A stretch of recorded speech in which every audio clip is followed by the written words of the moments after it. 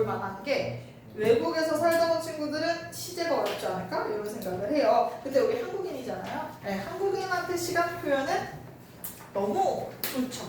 근데 이제 그래서 거의 외울 게 없다고 보시면 됩니다. 하지만 몇 개. 네, 이제 이건 외워라 라고 하는 건 좀 외워주세요. 자, 시간 표현 가봅시다. 자, 일단 시간 표현이라고 하면 여러분 과거, 현재, 미래만 떠올리는 경우가 있는데요. 그렇진 않습니다. 우리 시간 표현은 크게 또 두 가지로 분리가 될 거예요. 시간 표현은 시제라는 개념과 동작상이라는 개념으로 한 번 더 나뉘어지는데요. 시제가 바로 우리가 알고 있는 과거, 현재, 미래 이거고요. 그 다음 동작상에 뭐가 있어? 진행, 완료 이렇게 두 개가 있겠죠.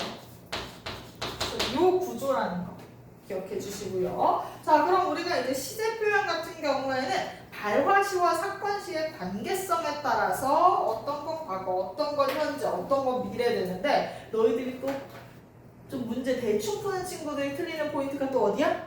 발화시와 사건시의 관계로 선지가 꼭 나올 거야. 예를 들어 발화시가 사건시보다 앞서는 것은 이건 뭐 미래다, 과거다, 현재다 막 이런 식으로 나오겠지. 자, 발화시가 사건시보다 앞선대. 자, 그럼 이건 무슨 시제일까?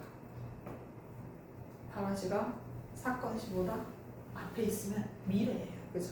근데 이걸 과거로 많이 이제 실수하지. 이제 그런 것만 좀 주의해 주시면 좋을 것 같아요. 생각보다 이게 헷갈려. 이게 뭐 순서만 바꿔놓고 막 사건식 발화식 이거 생각보다 헷갈리거든. 그러면 타임라인 그려놓고 뭐 언제 뭘 먼저 했는지 잘 적으면 어렵지 않아요. 아까 이야기한 거 그대로 해보면 발화시가 사건시보다 먼저요. 그럼 뭐부터 일어나고? 발화부터 하고 그 다음에 사건이 일어났겠지. 그럼 이건 뭐겠어? 미래 시제겠죠. 나중에 일어난 사건을 지금 먼저 얘기를 하고 있으니까 이런 식으로 이제 생각하면 되는데 생각 안 하고 그냥 대충 풀면 틀려요. 그래서 시제 파트 할 때 발화시, 사건시 관계성 계속 나오면 제발 생각하고 풀어주시면 좋겠습니다. 자, 그럼 이제 과거 시제부터 들어가 볼 텐데요. 과거 시제는 당연히 과거에 일어나고 현재 시제는 발화시와 사건시가 일치하는 거, 일어나고 있는 사건을 얘기하는 거. 미래 시제는 나중에 일어날 걸 미리 얘기하는 거. 그게 바로 과거, 현재, 미래겠죠. 자, 그럼 얘네들을 어떤 식으로 실현하니? 우리가 어떤 식으로 과거 시제 만들고 어떤 식으로 현재 시제 만들고 어떤 식으로 미래 시제 만드니? 당연히 우리 한국인이니까 가능해. 나는 밥을 먹었다. 이렇게 없으면 과거 시제고 나는 밥을 먹는다. 는 쓰면 현재 시제고 이러겠죠. 자, 근데 우리가 방법을 이제 총 두 개로 나눠서 얘기할 거거든. 선어말어미랑 관형사용어미로 두 개로 나눠서 얘기할 거예요. 근데 선어말어미랑 관형사용어미를 헷갈리는 케이스들이 종종 생겨요. 그래서 우리 다시 한번 얘기해 가면요. 자, 선어말어미는 먹었다면 여기 들어가. 여기 들어가는 게 선어말어미야. 어말어미 앞에 오는 게 선어말어미잖아. 먹다 요 사이에 들어갈 친구들이 선어말어미고요. 관형사용어미. 자, 관형사용어미는 관형어에서 사용되는 거겠지. 자, 관형어가 뭘 꾸미는 친구였지? 체온을 꾸며주는 친구였죠. 자, 관형사용어미는 체온을 수식해주도록 만들어주는 애인데요. 얘는 사이에 비집고 들어간다는 느낌보다는 끝에 있어. 그리고 띄어쓰기 하고 뒤에 명사가 올 거예요. 뭐 예를 들면 먹는 빵 이런 식으로 우리가 수식할 수 있게끔 만들어줄 겁니다. 여기 위치하는 게 관형사용어미, 요 사이에 끼껴 있는 게 우리가 바로 선어말어미가 되겠습니다. 자, 우리가 이 시제를 표현할 때 관형사용어미로 표현하기도 하고 선어말어미로 표현하기도 하는데요. 선어말어미부터 같이 보면요. 우리 과거 시제 같은 경우에는 뭘 쓸 거야? 아시나? 어을 쓰거나. 이게 이제 일반적일 경우에는 아시랑 어을 쓰고요. 근데 우리가 좀 단절하고 싶어. 그때 나와 나는 다른 나야. 이런 식으로 이야기하고 싶어. 그러면 두 번 쓰곤 합니다. 아더 뭐 이런 식으로 두 번 쓰면 단절의 의미를 부여할 수 있고요. 자, 그 다음에 더를 사용하면 회상의 의미, 약간 좀 촉촉하게 우리 참 좋았더라 이런 걸 회상하는 의미를 더할 때는 더를 붙여줄 수 있겠습니다. 그래서 각기 선어말어미마다 기능이 조금씩 다릅니다. 과거 시제는 특히 어는 그냥 기본, 아더 이렇게 더블로 쓰면 단절, 더를 쓰면 약간 회상. 먹었다, 먹었었다, 먹더라 이렇게 사용이 될 거고요. 그럼 관형 사용어미는 과거 시제가 어떻게 나올지 한번 생각해 봅시다. 우리 한국인이니까 모두 다 그냥 본능적으로 알 수 있습니다. 자, 과거에 먹었대 이 빵을. 그럼 이거 뭐라고 표현하겠어? 먹던 빵 이런 식으로 표현하겠죠. 그래서 우리 관형 사용어미는 던을 쓰게 될 겁니다. 그리고 하나가 더 있는데 이건 외우셔야 돼요. 자, 품사별로 조금씩 다르거든. 이게 형용사는 이걸 붙이면 현재인데, 뭐 동사는 이걸 붙이면 과거가. 이런 애들이 좀 종종 있어요. 자, 은이라는 친구가 바로 그런데요. 은은 동사에서만 사용될 수 있어요. 동사의 경우에 은이 붙잖아? 그럼 과거예요. 근데 이게 엄청 헷갈려요. 솔직히 너희들 시제 판단할 때 안 떠올린다는 거 알아. 표를 아무리 그려도 너희 시제 문제 풀 때 솔직히 표 생각하면서 풀지 않고 너희들의 그 직감으로 풀잖아. 한국인이니까 내가 요즘 먹는 빵 이러면 먹는 빵 요즘 먹어? 그럼 현재네 이런 식으로 판단을 하잖아. 먹는은 동사니까 는이 붙었으니까 현재 시제다 이렇게 생각 안 하잖아. 근데 이건 외워주세요. 요건 우리가 표를 떠올리면서 좀 풀어줬으면 좋겠는 유일무이한 거예요. 우리가 시제 표현에서 외워줘야 되는 거. 솔직히 말해서 먹은 빵 이것조차도 과거 같지가 않아. 먹은 빵 그냥 우리 슉 하고 지나가면 현재 같아. 먹은 빵? 먹은 빵. 그래 내가 요즘 먹는 빵 뭐야 먹은 빵 비슷한 느낌 아닐까? 뭐 이런 생각이 들어. 근데 이것도 과거야. 어쨌든 어제 내가 한 입 베어 물은 그런 그 빵을 얘기할 때 내가 어제 먹은 빵 이렇게 소개하잖아. 근데 요 정도는 그래 과거인 거 어느 정도 납득되겠어. 자 근데 얘들아 핀 꽃 1학년 애들이 요번에 요게 들어가는 학교가 있거든. 그래서 내가 핀 꽃이 시제가 뭘 것 같냐 했더니 현재 같대. 현재 같잖아. 지금 활짝 펴있는 꽃, 이거 활짝 핀 꽃 이렇게 되면 현재 같잖아. 그래서 내가 근데 아니다 과거라고 얘기해줬어. 그랬더니 애들이 방금 자기 세상이 막 무너졌대. 나 이제 너무 귀여웠어. 자 어쨌든 핀 꽃은 과거예요. 왜? 지금 핀 꽃이라는 건 지금 핀 꽃이야? 자 그럼 얘는 이 피는 행위는 언제 했겠어? 과거에 했겠지. 뭐 어젯밤이나 했겠지. 그리고 나서 지금 핀 상태로 유지할 뿐이죠. 그래서 이 핀도 과거예요. 그리고 지금 자 이런 표현도 있어. 자 지금 교실에 남은 아이들 아무리 지금이 들어있다 할지라도 이 남은 아이들 지금 너희 남았지? 근데 너희 언제부터 남아있었어?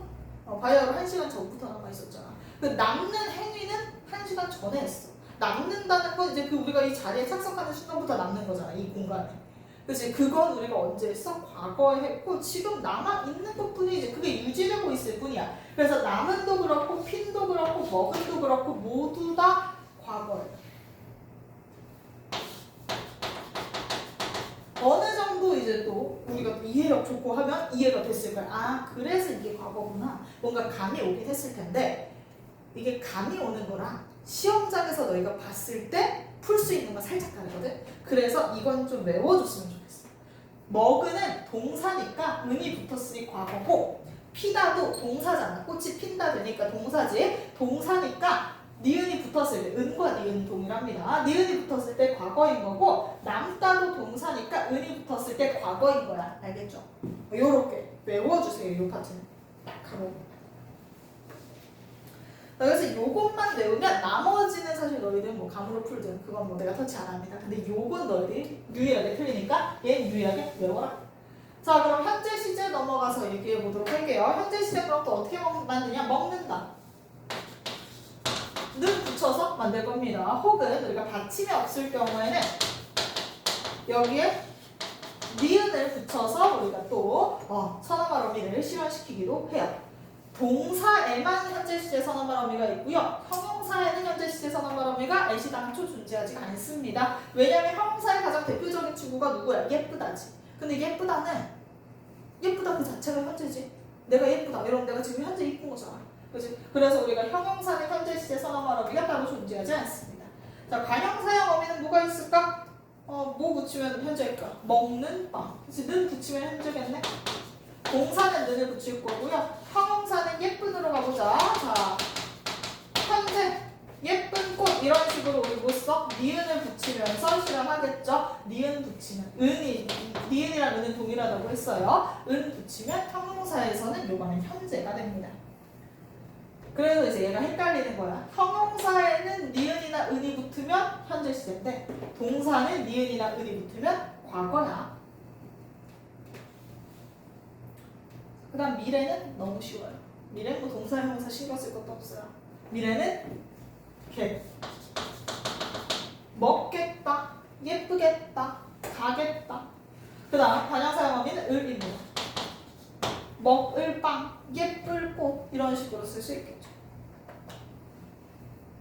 이 표를 뭐 외워도 상관없고 안 외워도 솔직히 상관은 없습니다. 다만 근데 우리가 생각해서 채워 넣을 수는 있어야겠지. 표의 내용 정도를 뭐 딸딸딸 암기하자가 아니라 그냥 보면 알 수 있을 정도, 보면 아 이게 뭐구나 정도 도출할 수는 있어야겠지. 누군가가 너희한테 물어봐. 그래서 미래시제 선언방어가 뭐니? 라고 하면 이 표를 그냥 달달 외우고 있진 않더라도 미래시제 내가 뭘 쓰더라 선언방어니? 내가 내일 밥을 먹겠다. get을 쓰는구나. 이런 식으로 생각해낼 수만 있으면 됩니다. 부담감 안 가지셔도 괜찮아요. 자, 이제 이 파트가 시제인데요. 시제 파트에서 생각보다 우리가 트롤 역할을 하는 게 누구냐? get이야. get이 생각보다 우리를 살짝씩 틀린 애 구렁텅이로 빠뜨리거든? 어떤 식으로 빠뜨리냐면 나머지 애들도 약간 그럴 때가 있기는 해. 근데 get이 좀 심해요. 너희한테 이런 문장 줄 거야. 지금쯤 끝났겠다. 이런 문장 주고 여기 밑줄 치고 뭐라고 해? 미래 시제 선어 발음이 get을 사용하여 미래에 있을 일을 이야기하고 있다. 이런 식으로 쓸 거야. 맞아? 틀려? 틀려. 그럼 지금쯤 끝났겠다는 뭐야? 현재 시제에 일어날 일에 대해서 추측하는 것뿐이지. 그렇기 때문에 이 get이 미래 시제로 안 쓸 때가 있어. 근데 우리는 get은 미래야 라고 외워버리니까 get만 보면 미래 시제지 하고 술렁하고 넘어가 버려. 근데 안 돼. get이 미래 시제가 아닐 때도 사용돼요. 어떤 느낌일 때 사용돼? get은 추측의 의미일 때도 get이 사용하고요. 이 추측의 의미는 과거에 대한 추측일 수도 있고 현재에 대한 추측일 수도 있고 미래에 대한 추측일 수도 있어요. 그래서 시제가 다 다릅니다. 자, 다음 두 번째. 능력의 가능성. 약간 이것도 추측이랑 비슷합니다. 야, 그건 나도 하겠다. 약간 이건 야, 그 문제는 뭐 나도 풀겠다. 그건 뭐 나도 하겠다. 약간 이런 띠꺼운 느낌의 능력의 가능성 파트거든. 그래서 이것도 약간 추측하는 거기 때문에 미래야? 그건 아니야. 이거 지금 나도 풀겠다. 약간 이런 느낌이니까 미래라고 보긴 어렵고요. 그 다음 세 번째. 그리고 우리가 그 완곡한 표현.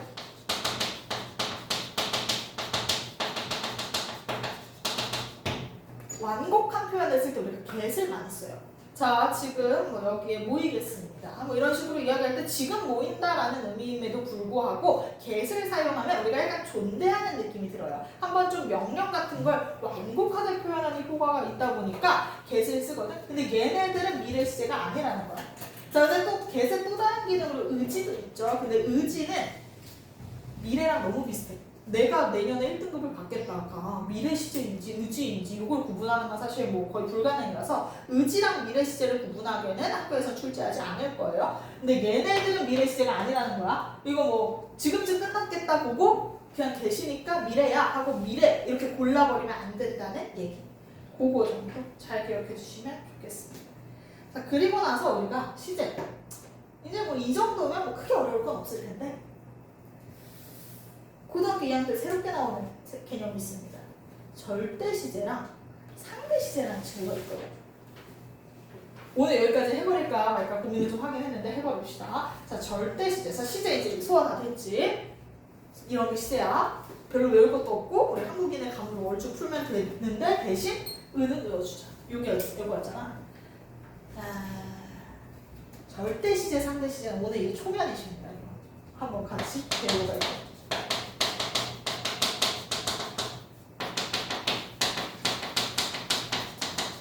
명중어 기출에 나오더라고요. 그래서 원래 학교별 학교로 안 내는 학교들도 있는데요. 명중어는 조금 알아놓으시면 좋을 것 같습니다. 뭐 올해는 안 나올 수도 있고 뭐 작년에만 나온 걸 수도 있고 하겠지만 그래도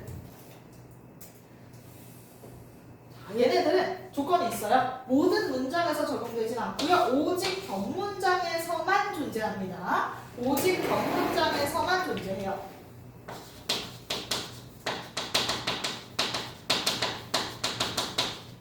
모든 문장에서 다 있는 건 아니고 문장이 한 2개 정도 연달아 있을 때만 우리가 절대 시제와 상대 시제를 표현하게 되는데요. 딱 봐도 뭐가 바이블 같은 딱 절대적인 거 당연히 절대 시제겠죠. 그래서 얘는 그냥 진짜 우리가 얘기하는 시제 개념이라고 생각하면 돼요. 말하는 일을 기점으로 이게 언제 일어났냐 이걸 판단하시면 됩니다. 예문으로 판단을 하는 게 아마 좀 더 편할 거예요. 예문을 드려볼게요. 내가 그래. 아니 맞아. 너가 집에 오기 전에 집을 치울게. 내가 이제 자취 처음 시작했을 때 친구들이 자주 놀러 오니까 맨날 이 얘기했지. 야 너 몇 시에 와? 내가 너 오기 전까지 치울게. 뭐 이런 식으로 이야기를 많이 했습니다. 자, 너가 오기 전에 집을 치울게. 자, 이걸 이제 절대 시제로 판단하는 거야. 절대 시제는 이 2개의 문장을 나눠서 보게 돼요. 절대 시제든 상대 시제든. 집을 치울게. 나 지금 집 치웠니 안 치웠니? 안 치웠지? 그럼 미래야. 자, 너 지금 왔니 안 왔니?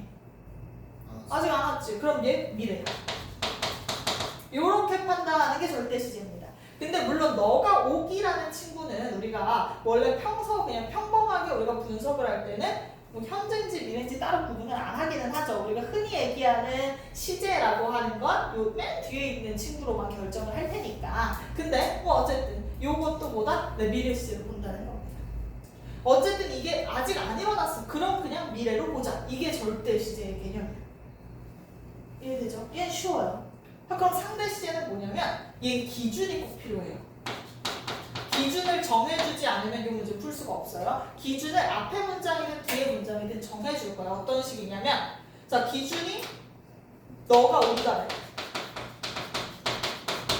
그러면 너희한테 물어보는 거지. 집을 치운다는 건 너가 온다를 기점으로 미래일지 현재일지 과거일지를 물어보는 게 상대 시제야. 자, 너가 온다는 걸 기준으로 집을 치우는 게 현재니 과거니 미래니 한번 너 이거 생각해. 자, 너한테 물어봤어. 상대 시제에 대한 문제래. 너가 이 문장을 주고 너한테 물어볼 거야. 너가 온다는 걸 기준으로 집을 치운다는 과거일까 현재일까 미래일까? 생각해줘. 과거죠. 어떤 식으로 보면 돼? 자, 뭐가 먼저 일어나겠니? 내가 먼저 집을 치우면 그 다음에 너가 오겠지. 그러면 너가 온다는 걸 기준으로 봤을 때 집을 치운다는 과거가 되는 거야. 요렇게 약간 수학 문제 풀듯이 풀어주면 되는 게 바로 상대 시제입니다. 예문 하나만 더 해봅시다.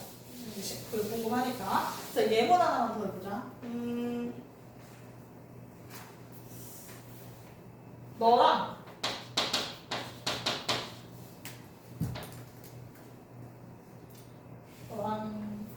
밥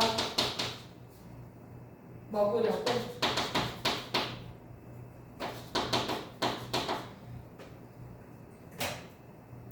너랑 내일 밥 먹으려고 이건 너무 쉬운데? 밥 먹으려고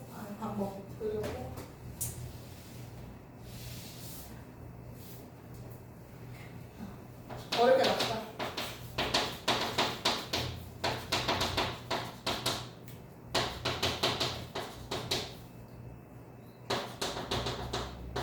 너랑 밥 먹기 전에 집에 갔어. 어제 너랑 밥 먹기 전에 내가 집에 갔어. 이렇게 이야기를 했대.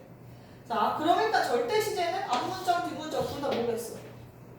과거겠죠, 그죠? 어제 뭐 너랑 밥 먹기 전에 집에 갔어. 둘 다 어쨌든 어제 일어났다고 하면 어제에도 씁시다. 뭐 이러면 완벽한 과거, 절대 시제는 과거겠죠. 자, 그러면 우리 상대 시제를 물어봅시다. 자, 기준은 집에 갔어. 이게 기준이야. 그러면 너랑 밥 먹다는 과거일까 현재일까 미래일까? 자, 기준. 너 어제 너랑 밥 먹기 전에 그냥 나 혼자 집에 가버렸어. 자, 이런 문장이야. 자, 기준은 집에 갔다야. 그럼 밥 먹다는 상대 시제의 입장에서 과거일까? 현재일까? 미래일까? 헷갈리면 표를 그려보면 편해요. 그치? 그러면 밥을 먹기 전에 갔네? 그러면 내가 집을 먼저 갔네? 자, 그럼 집을 갔다는 걸 기준으로 밥 먹는 건 뭐야? 미래가 되는 거야. 한번 그래프 도식화시켜 보면 약간 이렇게 편합니다. 타임라인을 머릿속에 정리해보고 뭐가 먼저 일어났는지만 판단하면 판단하기 생각보다 쉬워요. 어려운 개념인데 좀 한번 같이 그냥 확 봐버렸어요. 좀 재밌지 않니? 나는 이게 상대시대 절대 시제가 살짝 좀 재밌어요. 수학 문제 푸는 기분이 좀 나는 포인트인 것 같아요. 이런 것도 있다. 견문장에서만 존재할 수 있는 개념입니다. 시제는 이제 요거 정도가 어렵고요. 나머지는 또 크게 어려울 만한 게 없을 텐데요. 자, 그 다음 동작상 같이 가봅시다. 자, 동작상이라는 친구는요, 우리가 진행인지 완료인지를 보여주는 건데요. 동작상은 암기하시면 됩니다. 자, 보조용언에다가 동그라미 칠게요. 자, 동작상은 우리가 뭐 선어말음이나 관형사용어미를 사용하는 게 아니라 보조용언을 사용합니다. 뭐 고있다, 어가다 이런 애들을 쓸 텐데요. 진행상은 고있다, 어가다예요. 외워주세요. 어가다 같은 경우에는 죽다를 떠올리면 이해하기 쉬울 거야. 내가 죽어간다라고 하면 이건 내가 죽는 게 뭐 되고 있는 거야? 진행되고 있는 거지. 점점 숨이 옅어지고 있는 거지. 자, 근데 완료상은 이게 끝난 거죠. 자, 그래서 먹어버렸다 하면 이미 다 먹어버린 걸 강조하는 거죠. 그 다음 앉아있다라고 하면 우리가 앉는 상태가 지금까지 그냥 완료된 채로 유지되고 있는 걸 뜻하죠. 그리고 또 역시나 죽어있다도 떠올리시면 편할 겁니다. 우리가 아가다랑 어있다를 많이 헷갈리거든. 죽어가다랑 죽어있다로 죽다를 이해하시면 확 와닿을 거야. 죽어있는 건 이미 숨은 멈췄고 숨은 죽는 거 완료했고 그 상태로 그냥 유지되어 있는 게 죽어있는 거고 죽어가는 건 이제 점점 죽는 게 진행 중인 거잖아. 그래서 그 차이로 기억하시면 진행상 완료상 헷갈리지 않을 겁니다. 자, 근데 진행상 완료상 중에 우리에게 좀 짜증나는 친구가 고있다예요. 고있다에 동그라미 쳐봅시다. 얘가 중의성을 갖고 있어요. 고있다의 중의성. 자, 옷을 입고 있다.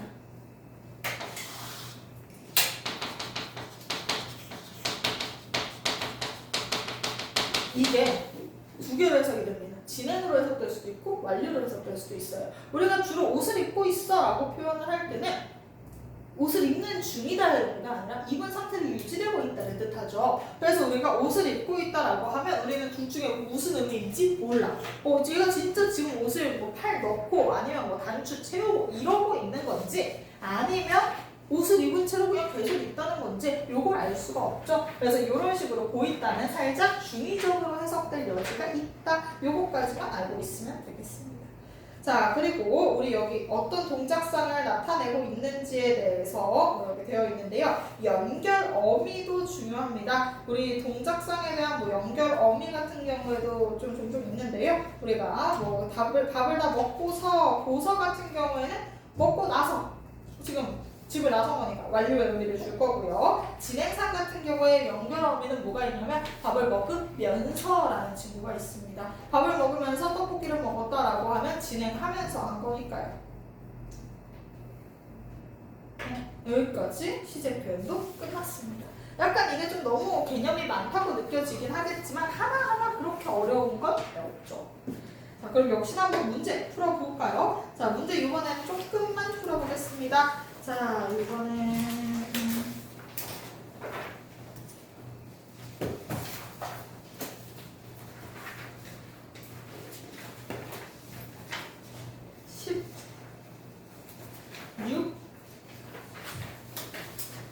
16, 17 이렇게 가봅시다. 16, 17 딱 두 개만 볼게요.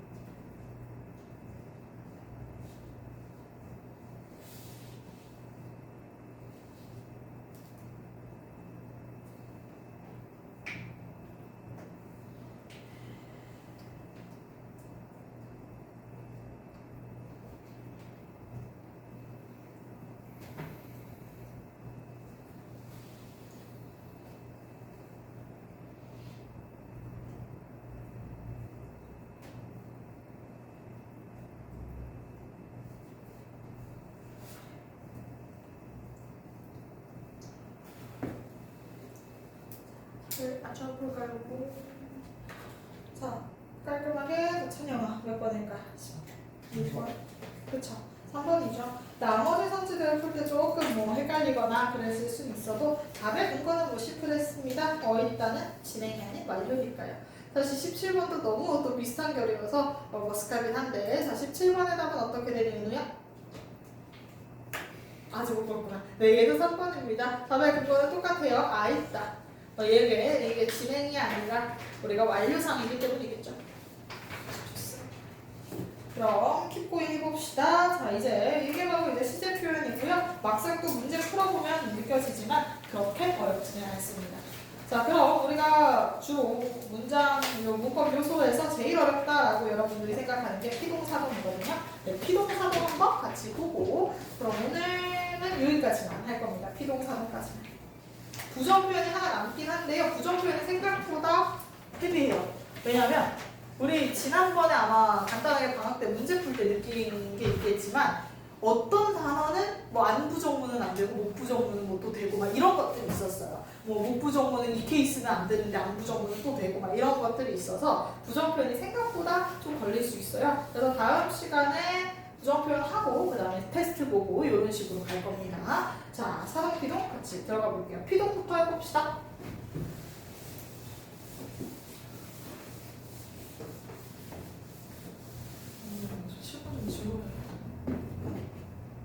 몇 주치가 누적 생기고 되게 본연의 칠판색 이상에 드러나지 않는 기운이 들어요. 자, 피동표현부터 할게요.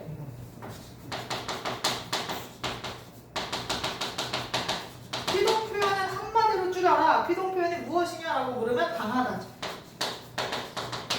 주어가 당하는 거. 그게 바로 피동표현이겠죠. 자, 그래서 우리 피동표현 뭐 어떻게 만드는지는 솔직히 뭐 어느 정도 암기가 된 친구들도 있을 것 같습니다. 여기 이제 예문 보면 알겠지만, 내가 고기를 잡다. 고기를 잡다. 이런 문장이 있대. 이게 능동이죠. 나 스스로 혼자 하는 거. 자, 근데 이걸 피동으로 바꾸래. 그럼 고기 입장에서 써주는 거지 당하는 애 입장에서 쓰는 거잖아. 그럼 고기가 목적어가 뭐가 됐어? 주어가 됐고요. 내가는 뭐가 돼? 나에게가 되니까 부사어. 그치? 이거 너희들 뭐라고 또 그렇게 많이 얘기하니? 목적어가 됐어요. 이런 식으로 또 해가지고 많이 틀리잖아. 네, 부사어가 되고요. 잡다는 잡히다처럼 사이에 이렇게 정미사가 결합하거나, 아니면 잘 걔들도 잘 안 쓰일 것 같긴 하네요. 이 맥락에서는 잡아지다도 애매하긴 하지만 뭐 어쨌든 잡아지다로 할까요? 이런 식으로 아지나 어지 같은 걸 사용해서 표현할 수도 있겠죠. 이런 게 바로 피동문이라고 불리는 친구입니다. 자, 우리가 능동문에서 피동문으로 바뀔 때 신경 써줘야 되는 건 뭐 주어가 부사어가 된다 뿐만 아니라, 우리가 한번 좀 봐주면 느껴지는 게, 잡다는 몇 자리 서술어야? 2자리 서술어죠. 내가 고기를 잡다. 근데 우리가 이 사이에 히 하나 들어갔다고, 이 사이에 아지나 어지 하나 들어갔다고, 얘가 몇 자리 서술어가 돼버려? 이제 한 자리 서술어가 됩니다. 우리가 피동은 기본적으로 한 자리 서술어일 겁니다. 어쨌든 한 주어가 당한다라는 의미를 갖기 때문에. 그래서 우리 피동표현 이번에는 한 두 자리 서술어에서 한 자리 서술어로 바뀐다까지 기억해 놓으시면 좋겠습니다. 자, 그럼 요거 어떤 양상으로 잡다가 잡히다가 되고 어떻게 피동문이 되는지, 피동의 서술어가 되는지 한번 보면요. 우리 크게 두 가지로 나뉘죠. 파생적 피동과 통사적 피동. 파생적 피동은 주로 한 글자로 실현이 되다 보니까 짧은 피동, 단형 피동 이렇게 부르기도 하고요. 통사적 피동은 주로 한 두세 글자처럼 좀 길게 실현이 되다 보니까 장형 피동, 긴 피동 이렇게 불려지기도 할 거예요. 파생적 피동은 또 다른 말로 피동사라고 부르기도 해요. 그래서 이 워딩까지 기억해 주세요. 피동사는 무슨 뜻이다? 파생적 피동을 의미하는 말입니다. 자, 파생적 피동은 접사를 가지고 이제 피동 표현을 만들어주는 애들인데요. 우리 접사? 누워서 그냥 갑자기 깨워서 자, 피동의 접사가 뭐야? 라고 물어보면 대답할 수 있을 이히리. 그리고 하나 더, 되까지 외워주시면 좋겠습니다. 이히리, 되. 이렇게 총 5가지가 파생 파생적 피동을 만들어줄 수 있는 접사예요. 한번 예문 하나씩 떠올려 봅시다. 한번 돌아가면서 한번 예문 얘기해 볼까요? 뭐 이가 들어가는 뭐 파생적 피동 뭐가 있을지 한번 떠올려 보자. 자, 도연아, 이가 들어가는 파생적 피동 한번 만들어. 피동이어야 돼. 이요? 이게 좀 어렵더라고. 나도 이가 좀 제일 어려운 것 같아. 보이다. 새로운 예시가 잘안 떠올라요. 산이 보인다. 뭐 이런 거 보면 산이 지금 보는 걸 어떻게 되고 있어? 탕하고 있죠. 그치? 뭐가 붙었더니? 이가 붙었더니 이런 게 바로 뭐야? 피동이 되는 거죠. 자, 그다음 키가 붙어서 피동되는 건 뭐 잡히다 있잖아. 고기가 나한테 잡는 걸 당하게 된 거죠. 리가 붙는 건 뭐가 있을까? 그렇잖아. 리.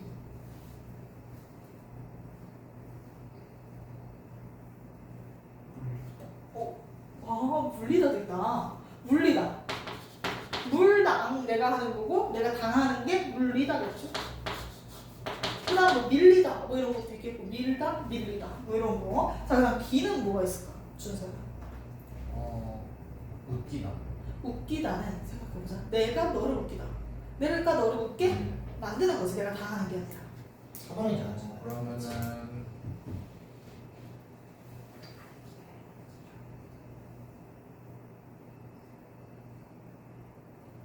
기억이 딱 나. 찢다. 찢기다. 내 마음이 막 찢겼어. 막 이러면 찢는 걸 당한 거겠죠. 이런 것들이 있고요. 자, 그다음 되가 그럼 들어가는 애는 뭐가 있냐?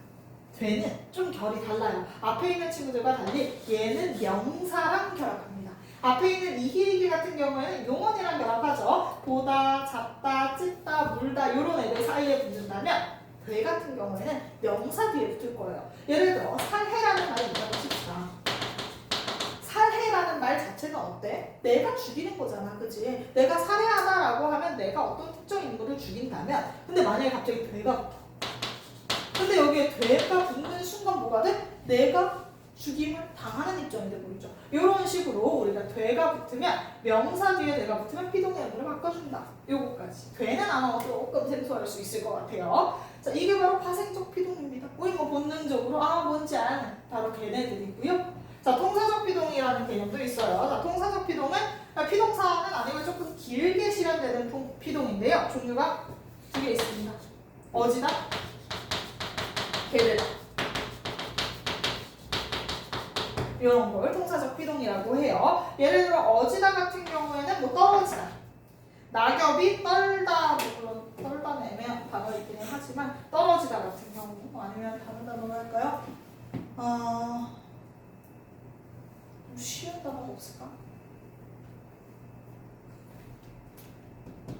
무너지다도 어색하고 찢어지다가 제일 안 어색하네.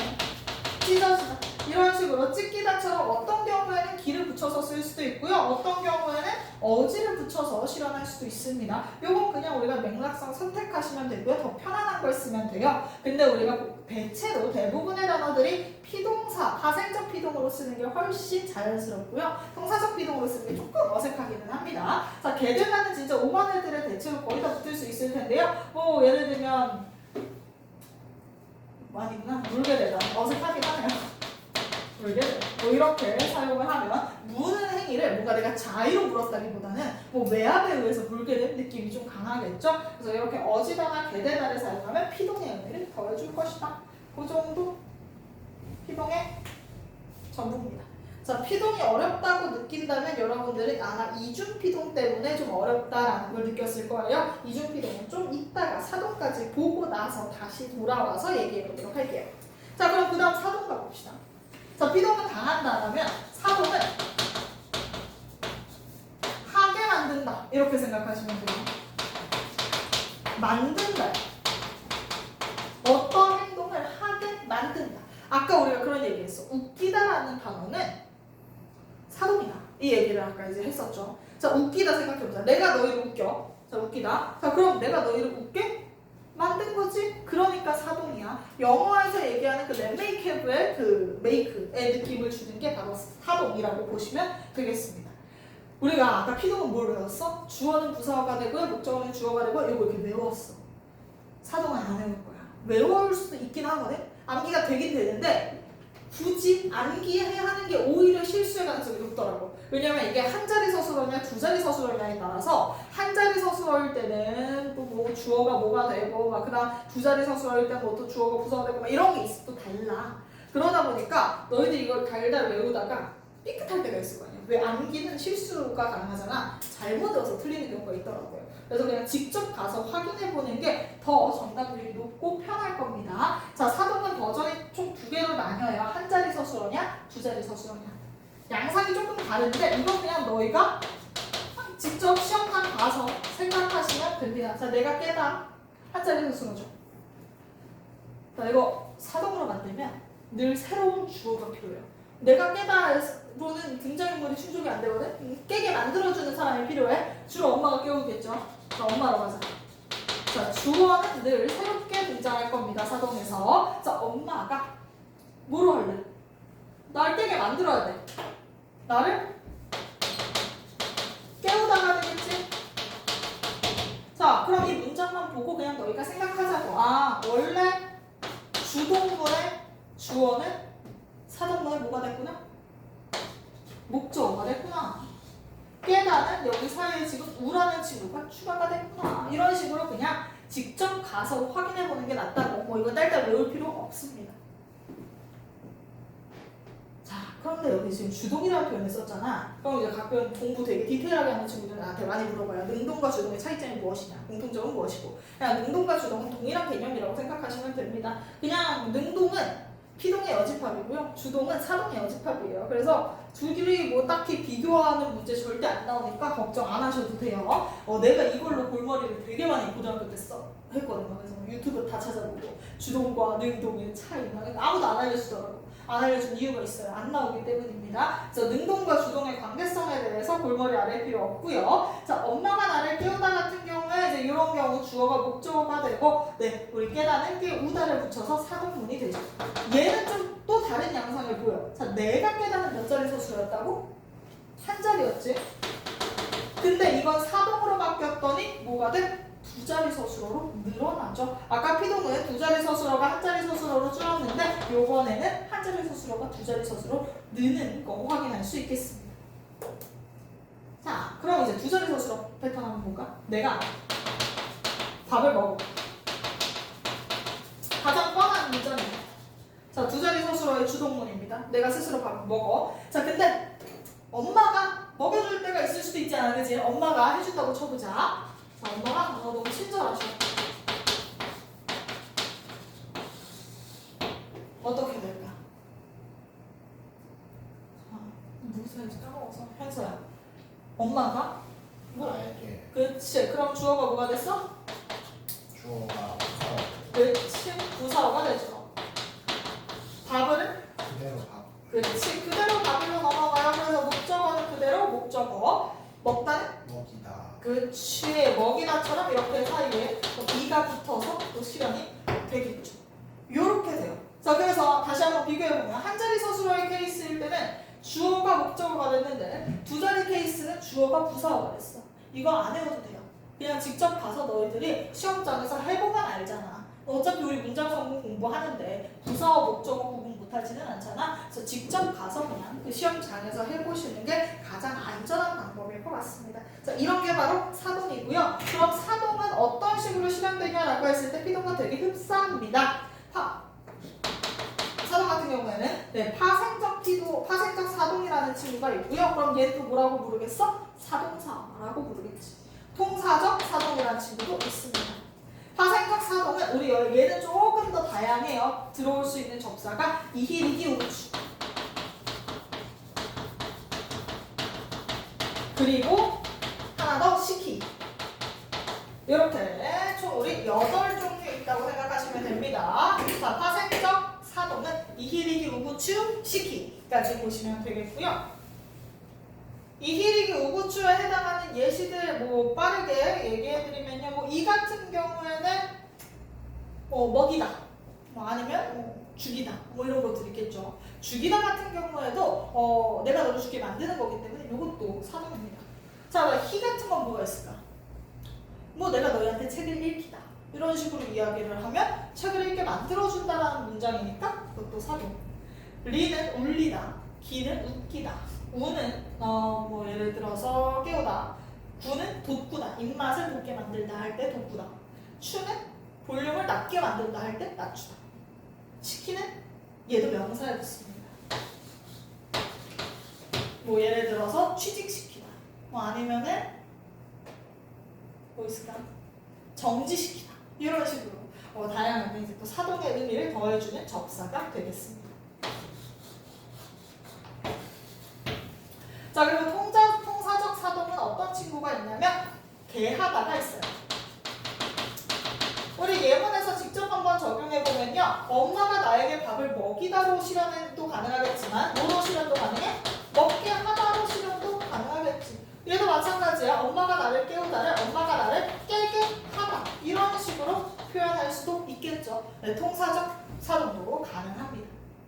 자, 네, 여기서 한번 더 봐줄 게 있습니다. 자, 우리 파생적 사동이랑 통사적 사동은 약간 의미가 달라요. 그치? 자, 먹이다. 엄마가 나에게 밥을 먹이다랑 엄마가 나에게 밥을 먹게 하다가 약간 느낌이 다른 거 알겠니?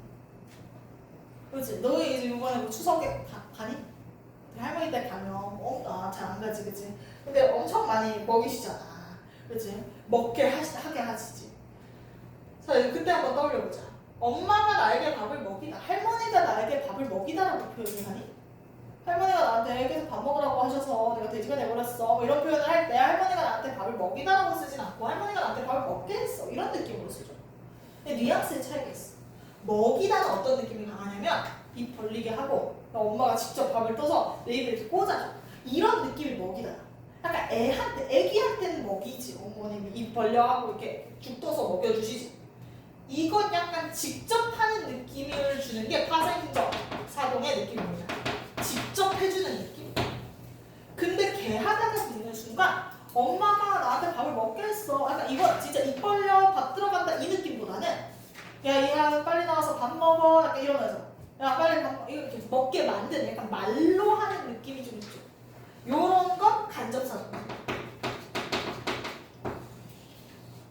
그래서 우리가 파생적 사동을 사용하면 주로 직접 사동이고요. 통사적 사동을 사용하면 주로 간접 사동입니다. 약간 뉘앙스의 차이가 있다. 근데 먹이다는 뭐 직접과 간접이 뭐 둘 다 행위가 가능하니까 되는데 야, 깨우다 같은 경우에는 둘 다 뭐로밖에 못해? 말로밖에 못하지. 뭐 엄마가 갑자기 내 정신세계에 들어와가지고 나를 직접 일어나게 만들고 이럴 순 없잖아. 그치? 그러니까 깨우다 같은 경우에는 깨우다든 깨게 하다든 어차피 둘 다 말로밖에 못해. 그러니까 뭐 이거는 둘 다 뭐 간접사동이겠지. 그치?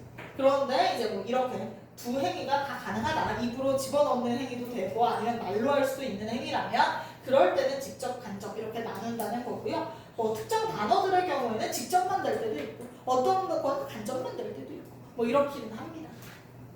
그래서 근데 대체로 한 80% 정도 주로 이제 파생적 사동은 직접, 통사적 사동은 간접이다 정도로 알아보시면 좋겠습니다. 괜찮죠? 이게 피동과 사동입니다. 근데 이제 피동과 사동에서 어려운 포인트들이 뭐야? 이거지, 이 길이. 겹치잖아. 나머지는 괜찮다는 거야. 근데 이 길이가 겹치니까 요걸 구분하는 걸 약간 어려워해요. 어떤 친구들은 진짜 아무리 해도 이건 안 된다. 이건 나 진짜 납득이 안 된다. 이런 친구들도 종종 있어요. 그래서 예문 몇 개 한번 적어볼 테니까 한번 여러분들이 되는지 안 되는지 한번 테스트 해봅시다.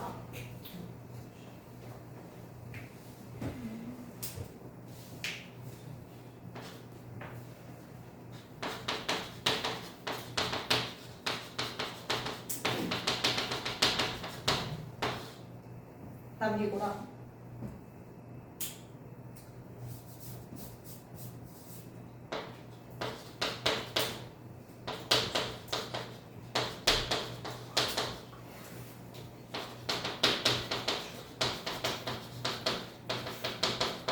필킨이랑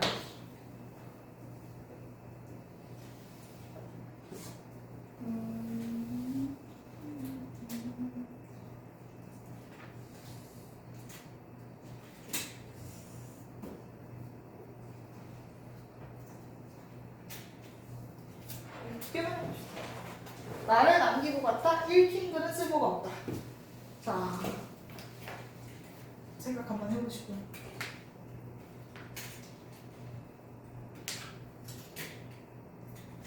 두 개 맞췄다면 난 어느 정도 센스 있다. 난 이거 괜찮다. 이렇게 생각하시면 됩니다. 나를 남기고 갔다는 사동이에요. 자, 우리가 주어와의 관계성을 따져줘야 되거든. 주어가 생략됐을 때 좀 어려울 수 있어요. 자, 예를 들어 너가라고 치자. 너가 나를 남기다라는 문장이잖아요. 이럴 경우에는 너가 그렇지 주어를 보는 거야. 주어가 남기는 걸 당했니? 아니면 주어가 남기는 걸 하게 만들었니? 이걸 너희 스스로 물어봐. 자, 피동이랑 사동이랑 구분하기 위해서는 너희는 뭐부터 해줘야 돼? 첫 번째, 주어부터 찾아요. 자, 주어부터 찾아. 자, 그 다음 두 번째, 너희한테 스스로 질문해보는 거야. 당했니? 주어가 당했니? 이러면 당했다 이러면 피동. 아니면 만들었니? 이렇게 두 개의 질문을 해. 그래서 피동과 사동을 결정해주면 됩니다. 자, 남기다 같은 경우에 자 우리가 주어가 생략됐으면 너희가 가상의 주어를 채워 넣어줘. 너가 나를 남기다 이런 문장이라면 너라는 게 남는 걸 당했니? 너라는 게 남게 만들었니? 이걸 물어보면 뭐야? 남게 만들었지. 너가 나를 지금 남게 만들었잖아. 자, 그럼 이건 뭐가 돼? 사동이 돼. 읽히는 피동입니다. 그래서 요건 아는 문장으로 들어가 있기 때문에 또 좀 어려웠을 수 있겠지만 글이 읽히다라는 문장이죠. 자, 주어는 글이야. 자, 글이 읽히다면 글이 읽는 걸 당했니? 읽게 만들었니? 요걸 물어보면 글은 읽는 걸 당한 거지. 그러니까 피동이 되는 겁니다. 그래서 이렇게 구분해 주시면 되겠습니다. 자, 주어를 찾고 당했니? 만들었니? 이 질문을 해서 당했다 이러면 피동, 만들었다 이러면 사동. 요렇게 보시면 돼요. 혹시 아직 어려우면 요 방식으로 한번 찾아보시고요. 만약에 근데 그래도 안 돼. 야, 나는 이거 백발백중 틀린다. 지금 거의 맞은 적이 없다. 이거 사동피동은. 그렇다면 목적어 유무로도 판단이 가능하기는 해요. 네, 피동은 대체로 목적어고요. 사동은 대체로 목적어가 있어. 근데 이것도 100%가 아니기 때문에 90% 정도여서 추천드리지는 않습니다. 자, 그럼 이제 우리 남은 시간 동안 잘못된 피동과 잘못된 사동에 대해서 한번 정리하고 마무리 짓겠습니다.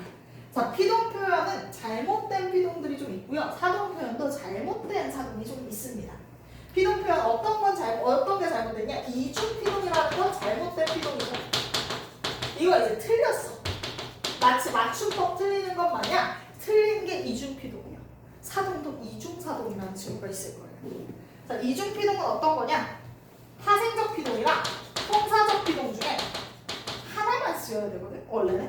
원칙적으로는 파생적 피동 할 거면 통사적 피동을 하면 안 돼. 근데 파생적 피동도 써놓고 통사적 피동도 써놓으면 피동 지금 더블로 쓴 거지. 그럼 이런 걸 이중 피동으로 해서 틀렸다라고 봅니다.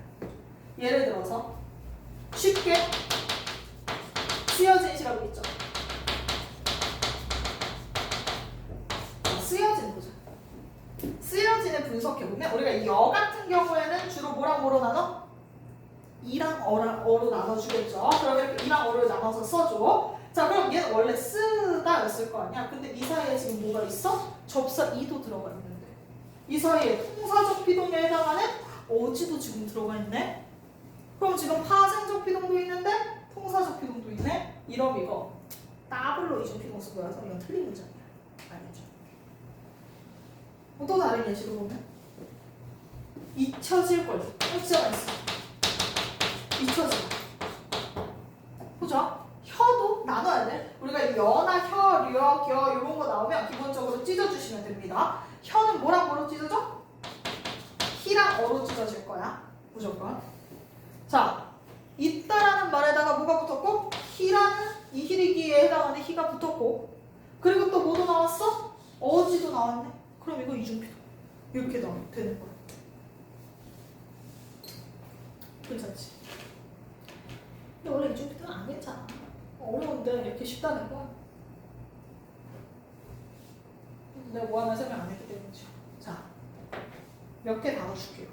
이 단어들이 이중피동일지 아닐지 너희가 한번 검증해보세요. 어렵습니다. 그래서 자, 이중피동은 얼추 이해했어 지금? 파생적 피동에 해당하는 이일이랑 어지가 둘 다 같이 쓰였어. 그럼 그 이중피동이야. 자, 그럼 내가 지금 주는 단어들 중에 이중피동이 뭐일지를 불러봅시다.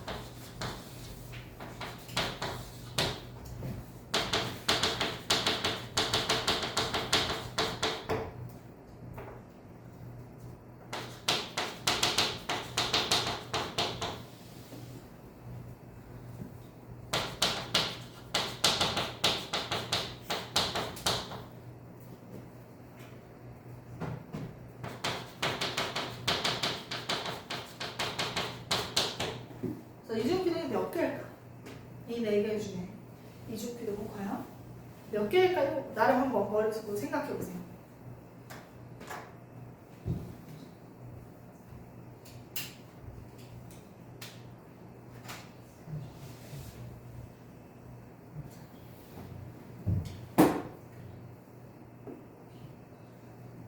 몇 개일까?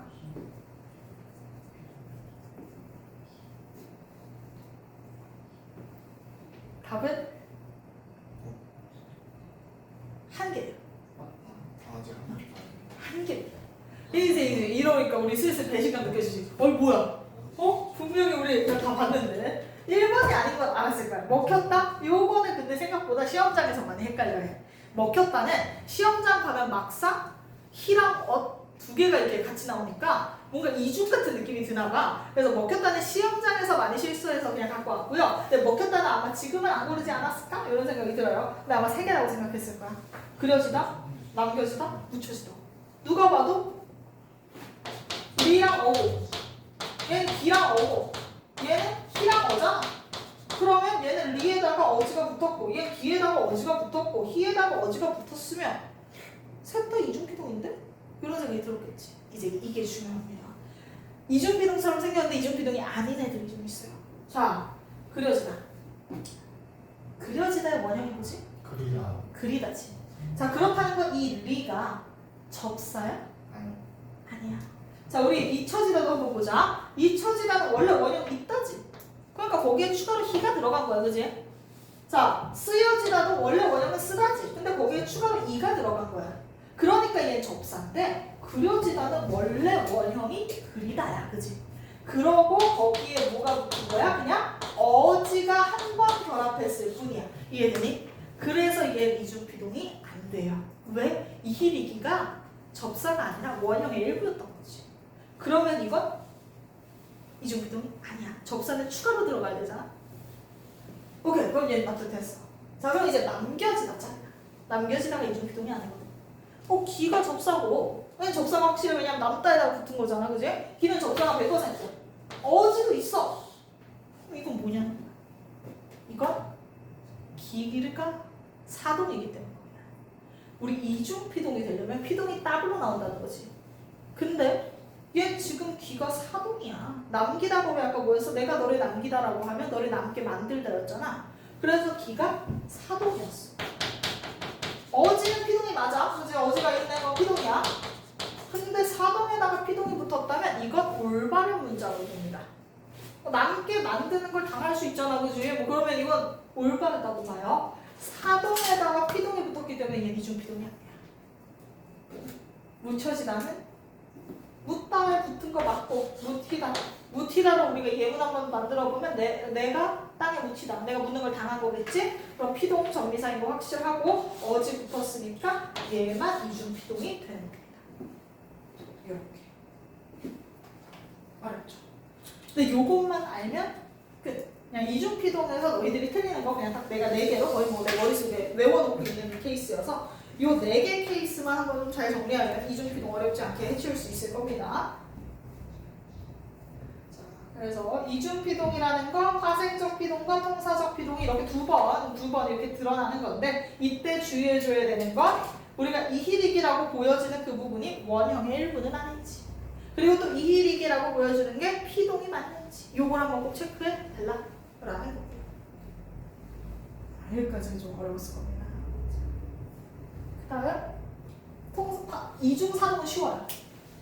자, 이중사동은 뭐냐? 시키다 해서 나오는 거거든요. 근데 솔직히 이거 근데 얘들아 약간 상식이긴 해. 그러니까 너희 소개시켜줘. 안 돼. 알겠지? 그리고 내가 제일 싫어하는 노래 몇 개 리스트 있어요. 제일 싫어하진 않아요. 좋은데 맞춤법 틀린 노래. 최근에 추가된 친구가 밤양갱이죠. 다디단 밤양갱인데 달디단 밤양갱으로 쓰더라고. 그래서 이거 다디단이 맞는데 뭐 이런 생각을 했는데요. 또 유명한 노래 중에 좋은 사람 있으면 소개시켜줘라는 노래가 있어요. 그것도 틀렸어요. 좋은 사람 있으면 소개해줘가 맞아. 왜? 소개시켜줘는 이중사동이야. 소개라는 명사를 생각해보자. 소개가 뜻이 뭐야? 내가 너랑 너를 만나게 만들다라는 게 소개지. 만나게 만드는 걸 시키세요. 그러니까 시키다 자체가 사동이니까 사동 자체에 만들다라는 말이 있잖아. 그러면 만나게, 만들게, 만들다라는 의미가 돼버리는 거야. 소개시키다라는 말은. 그래서 시키다 대신 뭘 써줘야 돼? 하다를 써줘야 돼. 이런 소개랑 비슷한 친구 중에 환기도 있어요. 환기시키다. 자, 우리 환기 좀 시키게 문 열자. 안 돼. 환기하게 문 열자가 맞습니다. 환기의 뜻이 뭐야? 공기를 돌게 만들다지. 그럼 환기 자체가 돌게 만든다는데 거기에다가 공기를 돌게 만드는 걸 만들다. 이러면 안 되잖아. 그래서 환기하다라고 쓰는 게 맞고요. 뭐또 비슷한 맥락에서 금지. 이런 것도 마찬가지입니다. 금지라고 하는 건 하지 않게 만들다는 거지. 근데 하지 않게 만든다는 걸 시키면 하지 않게 만드는 거 만드는 게 되겠지. 그러니까 이런 걸 이중사동이라고 부르고요. 이건 다 틀린 친구들입니다. 이 정도 끝. 여기까지 하면 오늘 피복 사동까지 끝납니다. 그러니까 잔잔다리를 여러 번 쌓는 것보다 그냥 한 번에 깊게 들어가는 게 더 나을 것 같아서 한번 쭉 깊게 어려운 거 출제될 포인트까지 다 잡고 마무리를 해봤는데 문제 몇 개 풀고 끝낼 겁니다. 자, 문제 몇 개 풀면서 한번 소화해보자. 피동 파트 문제 풀게요. 자, 우리가 한번 뒤로 좀 더 넘기면 새롭게 1번 시작하는 걸 볼 수 있습니다. 새로운 1번이 있을 겁니다. 거기 한번 풀어볼게요. 1번, 2번, 3번, 1, 2, 4만 풀어봅시다. 1, 2, 3.